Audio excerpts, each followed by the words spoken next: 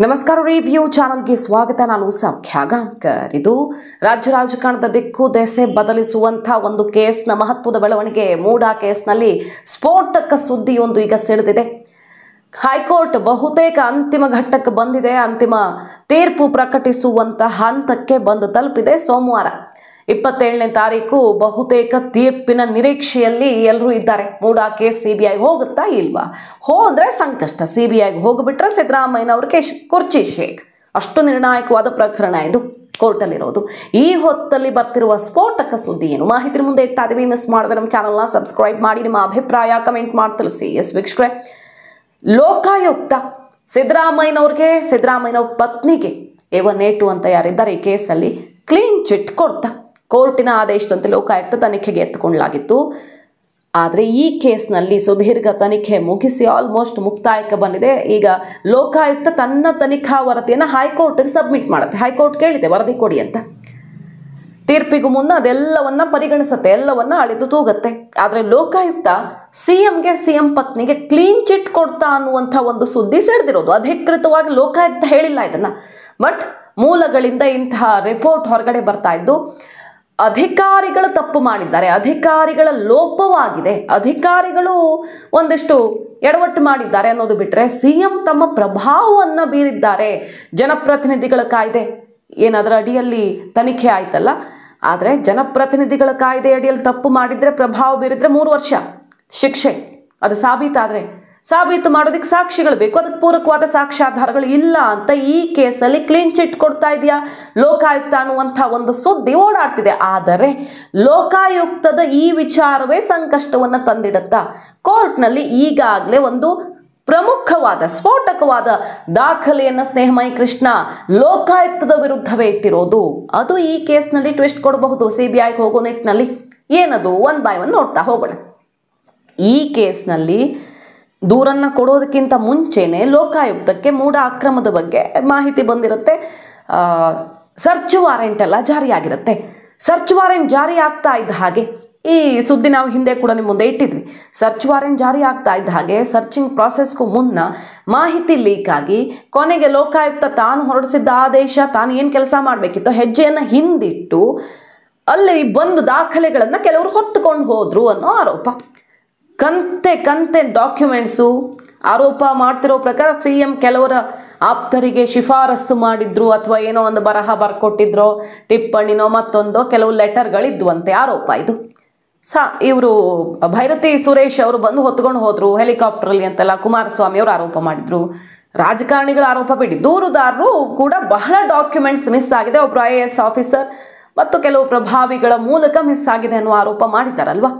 So Lokayukta ಯಾವ ರೀತಿ ಸರ್ಕಾರದ ಜೊತೆ ಶಾಮೀಲಾಗಿದೆ ಅನ್ನೋದಕ್ಕೆ ಲೋಕಾಯುಕ್ತದ ಟಿಪ್ಪಣಿ, ಸರ್ಚ್ ವಾರೆಂಟ್ ಆಗಿದ್ದು, ಆಮೇಲೆ ಹೆಜ್ಜೆ ಹಿಂದಿಟ್ಟಿದ್ದು, ಅದೆಲ್ಲ ಡಾಕ್ಯುಮೆಂಟ್ಸನ್ನು ಹೈಕೋರ್ಟಿಗೆ ಸಬ್ಮಿಟ್ ಮಾಡಿ ನೋಡಿ ಶಾಮೀಲಾಗಿದ್ದಾರೆ ಅನ್ನೋದನ್ನು ಸಾಬೀತು ಮಾಡುವಂಥ ಒಂದು ಸ್ಫೋಟಕ ಸಾಕ್ಷಿಯನ್ನು ಇಟ್ಟಿದ್ದಾರೆ ಸ್ನೇಹಮಯಿ ಕೃಷ್ಣ ಅವರೇ ಹೇಳ್ತಾ ಇರೋದು. ಇಂಥ ಸಾಕ್ಷಿ ಇದೆ. ಸೊ ಲೋಕಾಯುಕ್ತದ ಕಳ್ಳಾಟ ಏನು ಅಂತ ನಾವು ಮೊದಲೇ ಕೋರ್ಟ್ ಮುಂದೆ ಇಟ್ಟಿದ್ದೀವಿ. ಮತ್ತು ಬೇರೆ ಕೇಸಲ್ಲಿ ಸ್ನೇಹಮಯಿ ಕೃಷ್ಣ ಅವ್ರು ಹೇಳ್ತಿರೋದಿದು, ಬೇರೆ ಕೇಸಲ್ಲಿ ಲೋಕಾಯುಕ್ತ ಯಾವ ರೀತಿ ಕ್ಲೀನ್ ಚಿಟ್ ಕೊಟ್ಟು ಕೋರ್ಟಿಂದ ಛೀಮಾರಿ ಹಾಕ್ಸ್ಕೊಂಡಿದೆ ಅನ್ನೋದನ್ನು ನಾವಿಟ್ಟಿದ್ದೀವಿ ಅಂತ.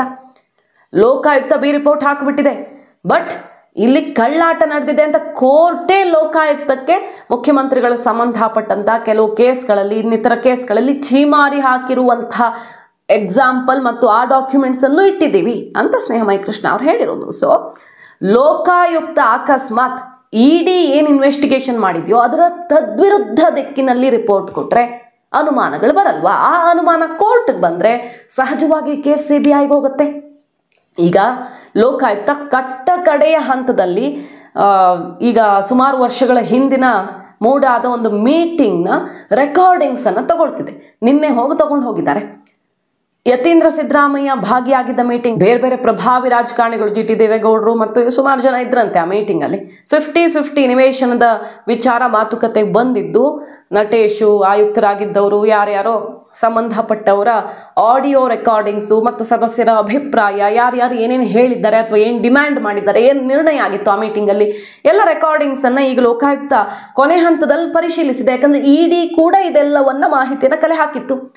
ಇಡಿಗೆ ತದ್ವಿರುದ್ಧವಾಗಿ ಇವ್ರು ರಿಪೋರ್ಟ್ ಮಾಡೋಕ್ಕಾಗಲ್ಲ. ಯಾಕಂದ್ರೆ ಇಡಿ ತನ್ನ ಇನ್ವೆಸ್ಟಿಗೇಷನ್ ಹಂತದಲ್ಲಿ ಲೋಕಾಯುಕ್ತಕ್ಕೆ ಪತ್ರ ಬರೆದಿದೆ, ನೋಡಿ ನಮ್ಗೆ ಇದೆಲ್ಲ ಸಿಕ್ಕಿದೆ, ನಿಮಗೆ ಸಿಕ್ಕಿದೆಯೋ ಇಲ್ವೋ ಚೆಕ್ ಮಾಡ್ಕೊಳ್ಳಿ ಅನ್ನೋ ರೀತಿ. ಅದು ಎರಡು ಪ್ಯಾರಲಲ್ ಇನ್ವೆಸ್ಟಿಗೇಷನ್ ನಡೀತಾ ಇದ್ದಾಗ ಕಮ್ಯುನಿಕೇಷನ್ ಲೆಟರ್ ಬರೆದು ನಮಗೇನೇನು ಸಿಕ್ಕಿದೆ ಅಂತ ದಾಖಲೆಗಳನ್ನೆಲ್ಲ ಲೋಕಾಯುಕ್ತಕ್ಕೆ ಕೊಟ್ಟಿರೋದನ್ನು ನೋಡಿದ್ದೀವಿ ನಾವು. ಹಾಗಾಗಿ ತದ್ವಿರುದ್ಧ ದಿಕ್ಕದಲ್ಲಿ ಲೋಕಾಯುಕ್ತ ಚಲಿಸೋದಕ್ಕೆ ಸಾಧ್ಯವಾ? ಅಥವಾ ಸರ್ಕಾರದ ಅಂಡರ್ ಇರುವ ಸಂಸ್ಥೆಯಾಗಿದ್ರೂ ಕೂಡ ಇಡಿ ಎಂಟ್ರಿ ಆಗಿರೋದ್ರಿಂದ ಲೋಕಾಯುಕ್ತ ಅನಿವಾರ್ಯವಾಗಿ ಕೆಲವು ಪ್ರಭಾವಿಗಳ ವಿಚಾರದಲ್ಲೂ ಕೂಡ ಲೋಪವನ್ನು ಎತ್ತಿ ಹಿಡಿಯತ್ತಾ ಅನ್ನೋ ಕುತೂಹಲ ಇದೆ. ಇದರ ಮಧ್ಯೆ ಈಗ ಕೆಲವು ವರದಿಗಳು ಸ್ಫೋಟಿಸಿರುವುದು ಲೋಕಾಯುಕ್ತ ಅಧಿಕಾರಿಗಳ ತಪ್ಪು ಅಂತ ಹೇಳ್ತಿದೆಯೇ ಬಿಟ್ರೆ ತನ್ನ ಅಂತಿಮ ವರದಿಯಲ್ಲಿ ಸಿಎಂ ಪತ್ನಿ ಪಾತ್ರ ಮತ್ತು ಸಾಕ್ಷಿಗಳು ಲಭ್ಯವಾಗಿಲ್ಲ ಅನ್ನೋ ರೀತಿ ರಿಪೋರ್ಟ್ ಕೊಡೋದಕ್ಕೆ ಕೋರ್ಟ್ಗೆ ತಯಾರಿ ಮಾಡಿಕೊಂಡಿದೆ ಅಂತ ಕಾದ್ ನೋಡ್ಬೇಕು. ಇದು ಇನ್ನೂ ಅಂತಿಮವಾಗಿ ಲೋಕಾಯುಕ್ತ ಬಿಡುಗಡೆ ಮಾಡಿರೋ ರಿಪೋರ್ಟ್ ಅಲ್ಲ, ವರದಿಗಳು ಬರ್ತಿರೋದಷ್ಟೇ.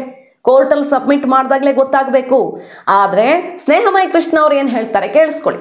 ರಿವ್ಯೂ ಜೊತೆ ಮಾತಾಡಿದ್ದಾರೆ ಸ್ನೇಹಮಯಿ ಕೃಷ್ಣ ಅವ್ರು ಹೇಳೋದು, ನಾವೇನು ಸಾಕ್ಷಿ ಕೊಡೋದು ಬೇಡ, ಈ ಕೇಸ್ನಲ್ಲಿ ಸಿಎಂ ಪ್ರಭಾವ ಇದೆ ಅನ್ನೋದನ್ನು ಅವರು ಕೋರ್ಟ್ಗೆ ಕೊಟ್ಟಿರುವಂಥ ಅಂಶಗಳೇ ಸಾಬೀತುಪಡಿಸ್ತಿವೆ.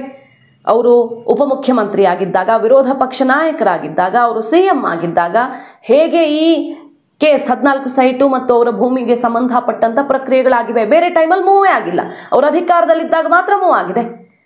ಡಿನೋಟಿಫಿಕೇಶನ್ ಇರಬಹುದು, ಈ ಭೂಸ್ವಾಧೀನ ಪ್ರಕ್ರಿಯೆ, ಕೈ ಬಿಡೋದು ಮತ್ತು ಅದನ್ನು ಮಾರಾಟ ಮಾಡುವಂತಹ ಪ್ರಕ್ರಿಯೆ, ಆಮೇಲೆ ಭೂ ಪರಿವರ್ತನೆ ಮತ್ತು ದಾನವಾಗಿ ಇವ್ರ ಪತ್ನಿ ಕೊಟ್ಟಿತ್ತು. ಇದೆಲ್ಲ ಪ್ರಕ್ರಿಯೆಗಳು ಉಪಮುಖ್ಯಮಂತ್ರಿ, ವಿರೋಧ ಪಕ್ಷ ನಾಯಕ, ಸಿಎಂ ಈ ರೀತಿ ಅವರು ಪೋಸ್ಟಲ್ಲಿದ್ದಾಗ ಮಾತ್ರ ಮೂವ್ ಆಗಿದೆ. ಬೇರೆ ಟೈಮಲ್ಲಿ ಮಧ್ಯದಲ್ಲಿ ಗ್ಯಾಪಲ್ಲಿ ಅಧಿಕಾರ ಇಲ್ಲದೆ ಇದ್ದಾಗ ಆಗಿಲ್ಲ.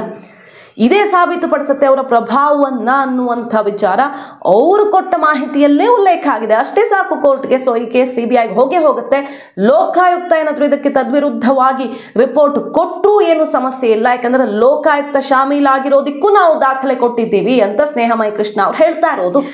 ಕ್ಲೀನ್ ಚಿಟ್ ಕೊಟ್ಟಿದ್ದಾರೆ ಸಿಎಂಗೆ, ಸಿಎಂ ಪತ್ನಿಗೆ. ಅಧಿಕಾರಿಗಳ ಲೋಪ ಅನ್ನೋ ತರ ಉಲ್ಲೇಖ ಆಗಿರೋ ಚಾನ್ಸ್ ಇದೆ ಅಂತ, ಅಧಿಕೃತ ಮಾಹಿತಿ ಅಲ್ಲ. ಸೊ ನಿಮ್ ಪ್ರಕಾರ ಆ ಚಾನ್ಸಸ್ ಇದೆಯಾ? ಯಾಕಂದ್ರೆ ಇಡಿ 2 ಸಲ ತನ್ನ ತನಿಖಾ ವರದಿ ಹಿಂಗಿದೆ ಅನ್ನೋದನ್ನ 2 ಸಲ ಲೋಕಾಯುಕ್ತಕ್ಕೆ ಪತ್ರ ಬರೆದಿದೆ. 2 ತದ್ವಿರುದ್ಧ ದಿಕ್ಕಲ್ಲಿ ಇರೋಕ್ ಸಾಧ್ಯನಾ ಅಂತ ಹೇಗೆ? Madam ಖಂಡಿತವಲ್ಲ madam.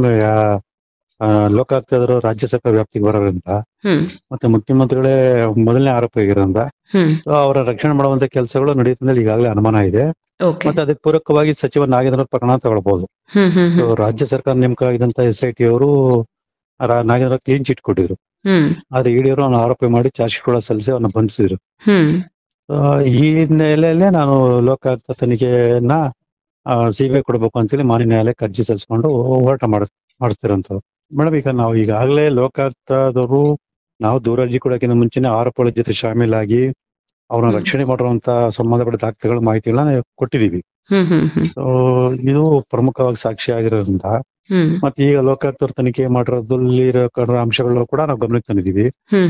ಈ ಎಲ್ಲರ ಹಿನ್ನೆಲೆಯಲ್ಲಿ ಈ ಪ್ರಕರಣ ಸಿಬಿಐ ಕೊಡಿಸುವಂತ ಎಲ್ಲಾ ಸಾಧ್ಯತೆಗಳಿದೆ ಅನ್ನೋ ನಿರೀಕ್ಷೆ ನಮಗಿದೆ. ಮೇಡಮ್ ನಾವು ಕೊಡೋದಕ್ಕಿಂತ ಮುಖ್ಯವಾಗಿ ಸ್ವತಃ ಸಿದ್ದರಾಮಯ್ಯ ಅವರೇ ಮಾನ್ಯ ನ್ಯಾಯಾಲಯ ಗಮನಕ್ಕೆ ಸಾಕಷ್ಟು ಸಾಕ್ಷಿಗಳನ್ನು ಕೊಟ್ಟಿದ್ದಾರೆ. ಉದಾಹರಣೆಗೆ ಹೇಳ್ಬೇಕು ಅಂತಂದ್ರೆ, ಏನು ಅವರು ಅಧಿಕಾರಾವಧಿ ಇತ್ತು, ಆ ಅಧಿಕಾರಾವಧಿಯಲ್ಲಿ ಈ ಜಮೀನಿಗೆ ಸಂಬಂಧಪಟ್ಟಂತೆ ಯಾವ್ಯಾವ ಪ್ರಕ್ರಿಯೆ ನಡೆದಿದೆ ಅಂತ ಹೇಳಿ ತಿಳಿಸಿದ್ದಾರೆ. ಅದೇ ರೀತಿ ಅವರು ಅಧಿಕಾರದ ಇಲ್ಲದೆ ಇದ್ದಾಗ ಈ ಜಮೀನಿಗೆ ಸಂಬಂಧಪಟ್ಟ ಯಾವುದೇ ಪ್ರಕ್ರಿಯೆ ನಡೆದಿಲ್ಲ ಅನ್ನೋದು ಕೂಡ ತಿಳಿಸಿದ್ದಾರೆ. ಹಾಗಾಗಿ ಅವರ ಅಧಿಕಾರ ಅವಧಿಯಲ್ಲಿ ಮಾತ್ರ ಇದೆಲ್ಲ ಕೃತ್ಯಗಳು ನಡೆದಿರುವಂತದ್ದು ಗಮನಿಸಿದಾಗ ಗೊತ್ತಾಗುತ್ತೆ ಮುಖ್ಯಮಂತ್ರಿ ಸಿದ್ದರಾಮಯ್ಯ ಪ್ರಭಾವ ಇದೆ ಅಂತ ಹೇಳಿ. ಸೊ ಹೈಕೋರ್ಟ್ ನಲ್ಲಿ ಅತ್ಯಂತ ಪ್ರಮುಖವಾದಂತಹ ದಿನ 27ನೇ ತಾರೀಕು ಬಹುತೇಕ ತೀರ್ಪು ಬರುವ ಸಾಧ್ಯತೆ ಇದೆ. ಸೊ ಸಿಬಿಐಗೆ ಹೋಗ್ಬಿಟ್ರೆ ಈ ಕೇಸು ಮುಖ್ಯಮಂತ್ರಿಗಳ ಕುರ್ಚಿ ಶೇಕ್ ಆಗೋದಿಕ್ ಶುರುವಾಯ್ತು ಅಂತ ಅರ್ಥ ಆಗತ್ತೆ. ಲೋಕಾಯುಕ್ತ ರಿಪೋರ್ಟೇ ಅಂತಿಮ ಅಲ್ಲ, ಲೋಕಾಯುಕ್ತದ ರಿಪೋರ್ಟ್ ವಿರುದ್ಧವೂ ನಾವು ಕಾನೂನು ಹೋರಾಟ ಮಾಡೋದಕ್ಕೆ ಅವಕಾಶ ಇದೆ. ಸೊ ಅಷ್ಟು ಸುಲಭವಾಗಿ ಇಲ್ಲಿ ಸಿದ್ದರಾಮಯ್ಯನವರು ಬಚಾವಾಗೋಕ್ ಸಾಧ್ಯವೇ ಇಲ್ಲ ಅಂತ ಸೆಡ್ ಹೊಡೆದಿದ್ದಾರೆ. ಈಗ ದೂರುದಾರ ಸ್ನೇಹಮಯಿ ಕೃಷ್ಣ ಕಾದು ನೋಡ್ಬೇಕು. ಮಾಹಿತಿ ನಿಮ್ಗೆ ಇಷ್ಟ ಆಗಿದ್ರೆ ಮಿಸ್ ಮಾಡಿದ್ರೆ ನಮ್ಮ ಚಾನಲ್ನ ಸಬ್ಸ್ಕ್ರೈಬ್ ಮಾಡಿ, ನಿಮ್ಮ ಅಭಿಪ್ರಾಯ ಕಮೆಂಟ್ ಮಾಡಿ ತಿಳಿಸಿ. Thank you.